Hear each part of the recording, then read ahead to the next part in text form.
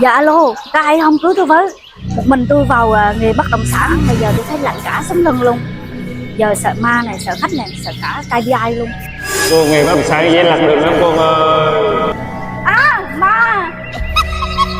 Ma đâu mà ma, anh đây. Nghe nói mới vào bất động sản hả, mà không có team hỗ trợ đúng không em? Vậy thì vào team anh. Trời đất, tưởng đâu ma thật. Đi một mình vào rừng bất động sản, sợ lắm anh.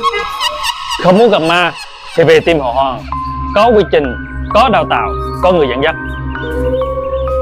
Vậy cũng tiễn không anh? Để em giới thiệu bạn vào team mình cùng chiến anh nhé. Còn em, anh đang tuyển các chiến binh thực thụ.